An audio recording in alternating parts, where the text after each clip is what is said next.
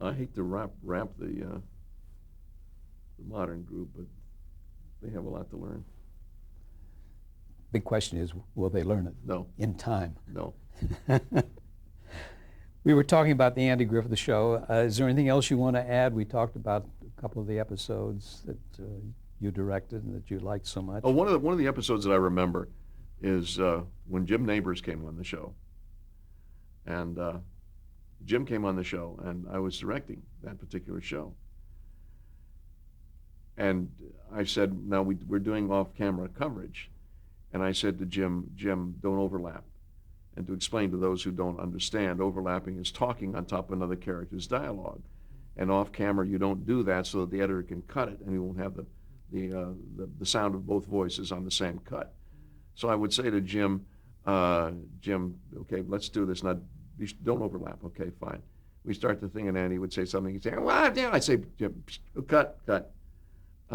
Jim, don't overlap, okay? We do it again. After about the fifth time, I walked over to him very quietly. I said, you haven't got the least goddamn idea what I'm talking about, have you? And he says, no. He was that green at that time. He was just very talented, but inexperienced, and it was so cute to be involved in that, and we became dear friends after that, of course. But it was a lot of fun to watch him develop as a character, too. So many of the people on that show went on, to bigger things. Andy Griffith was continuing, and Don Knotts did a lot of work after that as well. Absolutely. Yeah. Let's go to Slattery's People, which was the next series that you did. That was 1964. And you starred in that. What kind of a character did you play? I played the minority leader of a state House of Representatives, an unnamed state. We shot it all in California, and we shot it in the Capitol building of the state capitol of California in Sacramento. And that's an interesting story in itself. When I finished doing the McCoys and I directed, and my agent said, well, we'll find something for you. And I said, well, I'm ready now to do a series, but I want to do a half hour. I want to do a comedy. And they said, well, okay, fine. And they brought me this script. And I said, no, you don't understand. I do not want to do a drama. I want to do a comedy.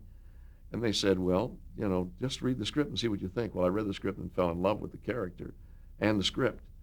And do you remember who wrote it? I will when you tell me. Okay. I'll find out. No, isn't that awful again? That's okay. I didn't mean to interrupt you. Senility is coming over me, folks. Jim Mosier. And wonderful guy. And he wrote this fabulous script. And I called my agents. I said, I think we should forget the idea of the comedy half hour. I think this is what I really want to do. And we were shooting the pilot in Sacramento at the Capitol. And Slattery was, as minority leader of the House, of course, he was on his feet a lot and talked a lot. And I had just finished quite a long scene addressing the Congress.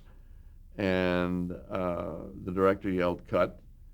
And one of the security men of the Capitol came up to me and they said, someone just shot the president. And I thought he was going to say, and how did you like to play, Mrs. Lincoln? I thought he was doing a joke. And I started to kind of laugh and smile. He says, no, somebody just shot the president. I said, what are you talking about? And he says, come with me. And we went into, Pat Brown was then the governor of California. We went into his office, and in his outer office was a bank of teletype machines. We did not have all of the equipment that we now have. They were teletype machines. And it was tick, tick, tick, tick, tick, and this paper was running out of the teletype machine. And it was ding, ding, ding, ding, ding, bulletin. Reported that President John F. Kennedy shot in Dallas. Ding, ding, ding, ding. Then it said Lehigh 47, Rutgers 42, pork prices, and then ding, ding, ding again, bulletin, bulletin. And then we stood there now and started to watch on teletype this story being revealed in Dallas, Texas. And at the end of, God, we must have stood there for at least an hour. All this paper was on the floor, and I said, does anybody want this? And they said, no. And I tore off the rolls of I have the story now in teletype form, which I kept. And we, of course, stopped production immediately and spent the next day in our hotel rooms watching television and watching Oswald be shot, and then what more could we do, and then going back to the Capitol. But of all the times to be in a political show on the floor of a state capitol playing political scenes for this to happen, it was so, it really was, it was, as tragic as the event was, it became even more tragic for all of us because we felt very personally involved in it for some reason. As actors, we became a part of it. Did it affect your performance after that? Well, it certainly, I think, affected the way I approached what I was doing. I probably approached it with a great deal more seriousness than I might have otherwise. I thought more deeply about the effect of the political system and politics on the people of our country. Did Ed Asner also? Ed Asner played a curmudgeonly newspaper man who was always at odds with Jim Slattery, and he was kind of the counterpoint to Slattery, who was. We never really put him in politically either to the left or the right. Slattery was kind of down the middle guy, and so we would kind of flip flop on the agenda. But it was a remarkable show in its time. We dealt with questions that had never been dealt with before: abortion, doctors, roadside assistance, all manner of things that had never been brought up before on television. And it was a huge hit, critically, huge hit. Philip Morris was then the sponsor of the show. As I mentioned earlier, a company owned that time. Philip Morris owned the hour that we were on the air. Philip Morris wanted the show, and we did a first year, and we were canceled. And they raised such a fuss that they picked us up for a second season. But we found later that it was not really their intention to keep it on the air. The show was as everybody said then, it was ahead of its time. Of course, there were so many shows that followed it after that, The Senator and the dozens of other shows, West Wing now, we did all of that stuff in 1964 and had and really things that had never been seen before on television in terms of dramatics, dealing with racial problems, with bigotry, with all sorts of things that had not been dealt with on television before in a dramatic way. You were on CBS. Did you have any interference from the network on those? Did not really. Things? No, did not really. It was pretty well supported. The only thing that wasn't supported is we were on opposite a show called the ripoff of 007. Was on the other network, Man from U.N.C.L.E. Mm-hmm. And Man from U.N.C.L.E. was a huge hit. And going back to what I said about the Real McCoys putting some shows off the air, that show put Slattery's People off the air. Rather than moving Slattery's People, they kept it in that time spot opposite the Man from U.N.C.L.E. And although we had ratings that today they would pray to get, in those days it was not sufficient to keep us on the air, so we were canceled in the middle of our second year. Man from U.N.C.L.E., that was Robert Vaughn, wasn't Robert it? Vaughn played the Man from U.N.C.L.E., yeah. Did these stories come out of strictly from the writers, or did the cast get involved in any of that at all? No, the writers again. I am. If there is anything, I am a great champion of the art of writing and those people who do that. I cannot imagine staring at a blank piece of paper and having anything at all to say. And the scripts that I've had and the writers that I've had the opportunity to work with have been remarkable. And we had remarkable material on that show. Was some of that due to Matt Raff, the producer? Well, Matt Raff was very much involved in it. Yes, he was. He was a very much of a on-hands producer, very controlling producer, and very politically involved, very politically astute. So he was able to, while his own viewpoint was not conservative, he was able to I think, really cross the line and go from side to side and play both sides of the game. Was Edward Asner outspoken at that point? Ed Asner was personally? pretty outspoken. Yeah, he didn't do many shows. He only did 4 or 5 shows, as I remember. And as I remember, his outspokenness may have may have led to his leaving the newspaper. I'm not quite certain. Why did the series end? Because of the competition from Man Yes, from it Uncle? ended solely because of the competition from The Man from U.N.C.L.E. It was just one of those shows that just didn't make it. The management of CBS, the president of CBS, changed in that second season.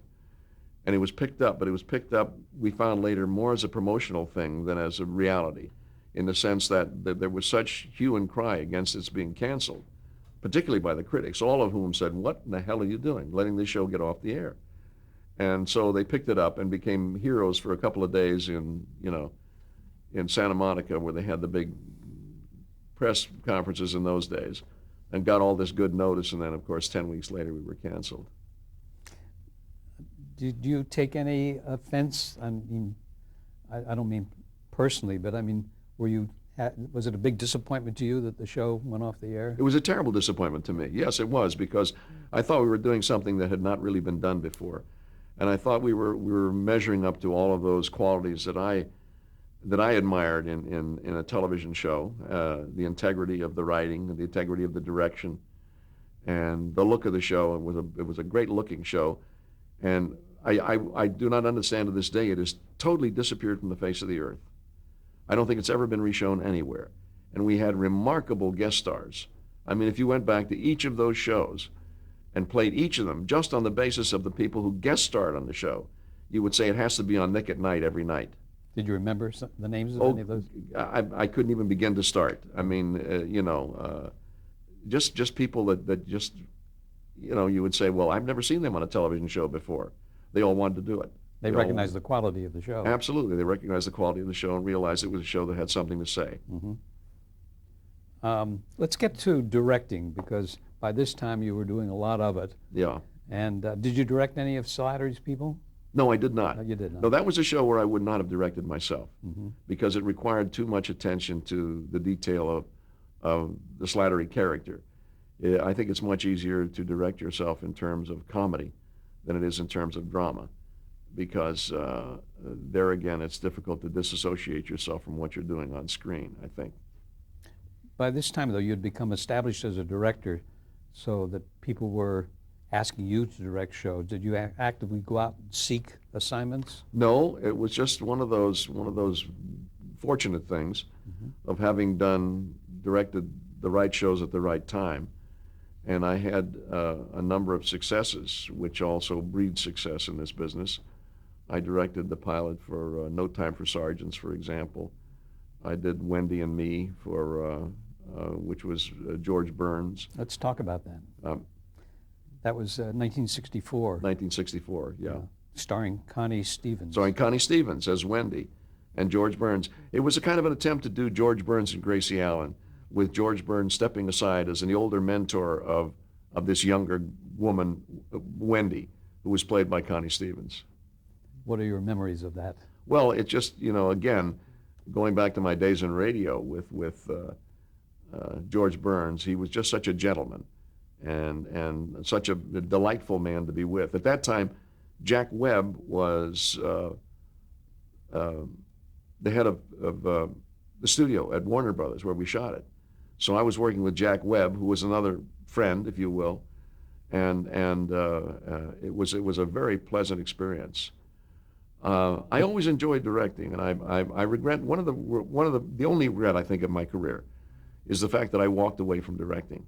I'm sorry I did, and it was my choice. I decided I just really wanted to wait in my trailer. I didn't want to go out there and spend 24 hours a day doing that anymore. It may have been a foolish decision, but at that time I was doing a lot of motion pictures, and my career was I really wanted to concentrate on that aspect of my career, because to this day I don't think I've done anything near what I should have done as an actor.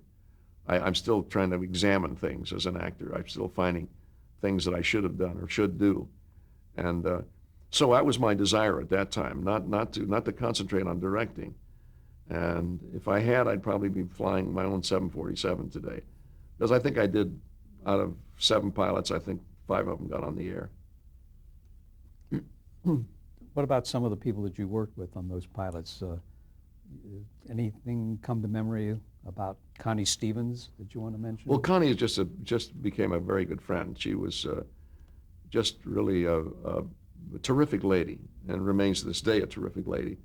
And she was a pleasure to work with. And it was always my pleasure to get notes from Jack Warner, for example, who said, loved the dailies, loved Connie. And I found one just recently in my looking through my memorabilia.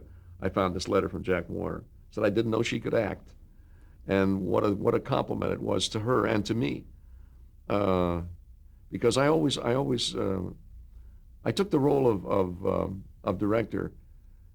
I don't know how to put this into words. As an appreciator of talent, it was always my pleasure to stand by and watch somebody be as good as they could be, and to help them find that moment. And that was the thrill of directing to me.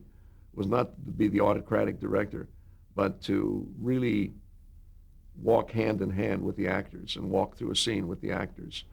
I never gave readings, because that's a natural inclination of a director. Allowing the actor to find his own way, and to see it happen, to see it explode on screen, was to me a great thrill. Used to love to go to the daily and say, God damn, she was good. Or boy, he was terrific. But if they were going in the wrong direction, oh yeah, well then that's my job. That's my job. I mean, as the so-called captain of the ship, I had to point the craft in the right direction. But once having done that, the ability to stand back and to watch it, materializes was always a thrill for me. You mentioned no room. I guess it was No Room for Sergeants. No Room for Sergeants. Yeah. With Sammy Jackson. Tell us about that. Well, Sammy was again one of these young actors who was not very well known, and we chose him. The role had been played by Andy Griffith, strangely enough, and so we had Sammy Jackson. I had the ability then to cast my old friend Andy Clyde, who had been George, our neighbor in The Real McCoys, and got him into the show. And it was really fun to see somebody finding their way as an actor, which it was true in his case. He was a very fresh young face, and it was a great joy to be involved in that project. That was an ABC project. Yes, it was. In 1964 and 65. Was that at Warner Brothers? That was also at Warner Brothers. Yeah. Yeah. And you worked with Bill Orr there? I worked with Bill Orr. Bill Orr was with Jack Webb. They were both at the studio at that time. Let's talk about him for a minute. What kind of a producer, executive producer was he? Bill Orr was he's kind of my picture of a really classy guy, a guy that you expect to see walking around a studio. He was always a swell dresser, had a great sense of humor, and a great ability to communicate. He had a wonderful style about him, and it was always a pleasure to come to work and have a conversation with Bill, because you knew it would be a pleasant experience, whether it was a confrontational experience or a complimentary experience. You always look forward to that moment. But that studio was quite prolific under his reign there. It certainly was, yeah. It certainly was. It was a time of a lot of activity at Warner Brothers. Then you directed the Lou Grant series. That was starred Ed Asner. With Ed Asner, right. And Nancy Marchand. Nancy Marchand. Yeah. Yeah. What were your impressions of that? Well, I of course had known Ed from Slattery's People, and it was interesting. I went in and met with oh God. Was Ed helpful in your getting the job? No, I don't think so. Mm-hmm. I don't think so. With Alan Burns and his partner, yeah, who is, I should know and I forget. Yeah. Alan Burns. Was it Jim Brooks? Jim Brooks and Alan Burns were the producers and creators of Ed Grant. And I was brought in to direct, I think it was the second or third episode. And I went and I sat down with him. I said, excuse me, do you like Ed Grant? Because I had seen the first couple of episodes. And they said, why? And I said, I don't like him. Lou Grant. Lou Grant. Mm-hmm. I said, I don't like him. And they said, what do you mean? I said, I think there's a vulnerability that has to appear. I think there has to be a certain softness that has to come into that character to make him appealing to an audience. And they said, well, what do you have in mind? And I told them the way I felt about the current script. And I had a very nice talk with Ed, and I said, Ed, love you, love the show. This is a suggestion I'd like you to think about, and think how you feel about this, my approach to what is being done. And it resulted, I think, in a little bit of a change in terms of where he was going with the character. And I think it was simply because so often it happens to actors that directors who come on and have a very strong personality like Ed Asner, if he's doing it, they are reluctant to say, Ed, excuse me. And it may be that he is looking for an answer that he hasn't as yet found. And we as actors are hoping that somebody's going to say to us, I think you're going a little too far. I think you ought to smile a little bit. I think you ought to laugh a little bit, you know. And we as actors, I certainly do, look for a director who brings that to me, and who says, you need a little more spine, or you need a little more, you know, whatever. But on a series like that, the director wants to come back and do another job there. Yeah. And of course, he's very careful about he doesn't offend That's right. the leading Well, see, that's man. the advantage I had as a director, is when I came in, I had another career. And at that time, I never considered directing my first career. Directing was my second career. So I had the opportunity to come in and be absolutely honest in my feelings, whether right or wrong. They may have said, you're full of crap, you know, forget about it, that ain't going to happen. But at least I was able to express myself and my feelings about scripts, about casting, about whatever. And so I had that great advantage as a director. And I think I used it to good advantage, because I think hopefully my reputation as a director with the people with whom I worked was one of great collaboration. And that's what I always felt. I've always felt that this business is at its best is a great collaboration, and that's what I tried to bring to what I did. Just as a side note, do you think those directors that were so autocratic and wouldn't take any suggestions, do you think that it was out of fear? Yeah, I think they were full of crap, to Yeah. be perfectly honest. Yeah. I don't think they could direct you across the street, to be honest. But they got away with But it. they got away with it, yeah, because there's a certain bullying attitude that's always worked in this town. You know, it's like growing a beard and appearing to be very wise. You also directed the pilot of the Rockford Files. No, I did not direct the pilot Oh. of Rockford Files. Oh, no. you did the... No, I did one. I did one. I did only one episode of the Rockford Files with James Garner. James Garner, of course. And in that one, there was a special appearance by Rita Moreno. Rita Moreno, who won an Emmy, Yeah. which made me very proud. Oh, from that episode. From that episode, she won an Emmy. So I thought, well, you see, maybe Rita and I were doing something right together, and I was very, very pleased with that. That's like giving birth and seeing your child graduate from Princeton. You know, it's. You worked on something called Captain Ahab? Or did I just pull that out of the air? J.P. Morgan, Judy Canova, Hal Cantor, and Michael Fessier wrote it? I don't know where I picked that up. Okay. No, I do remember that, but I don't know what it is. I did do it, and I don't know what it is. I haven't the vaguest idea what the hell it was. Just the names impressed me, Yeah. the actors and Yeah. producers. That's Yeah. why I brought it up. You did a lot of pilots for television, though. I think you did one with Marie Osmond in 1979 for ADC.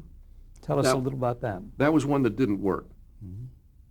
That was a collection of very young actors.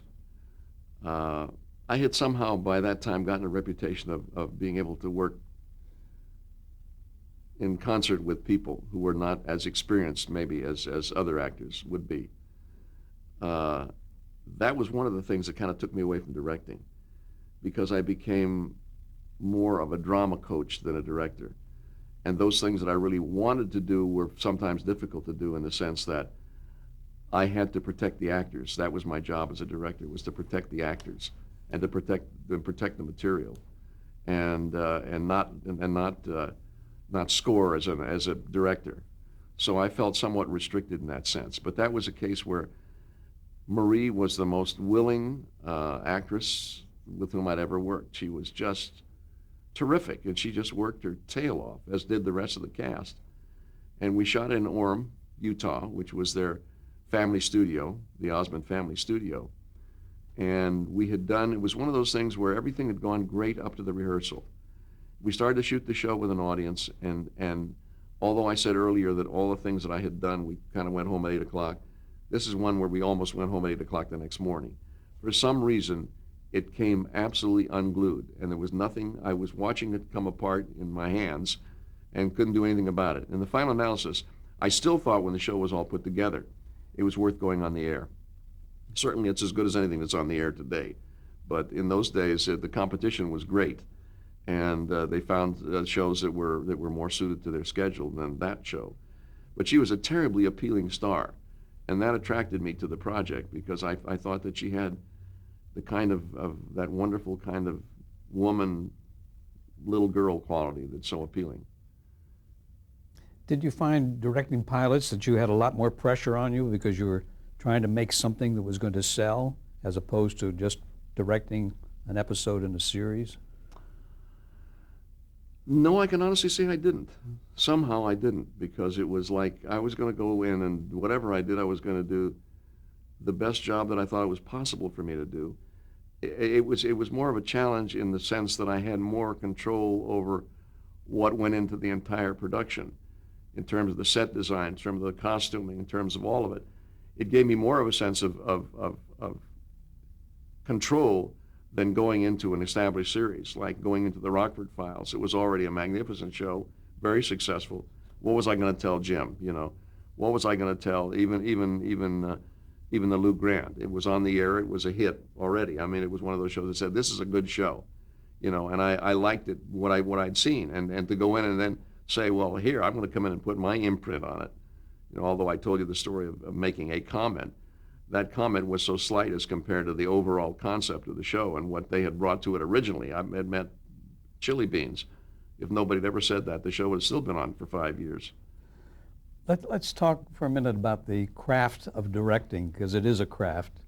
Do you have any particular style, or could you put a name on the kind of style that you have for directing? Or no, I don't know. I don't know. I think it's a recognition and appreciation of what's happening. I think it goes back to the metronome thing I was talking about before.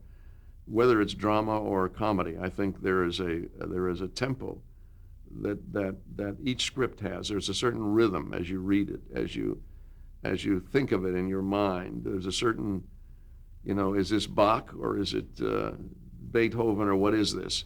And you try to find that particular rhythm and play to that. And I think that's also going back to the fact that I wanted to be an artist. I always storyboarded my own pieces. Even if it was the Andy Griffith Show, I did a storyboard. For each shot? For each shot.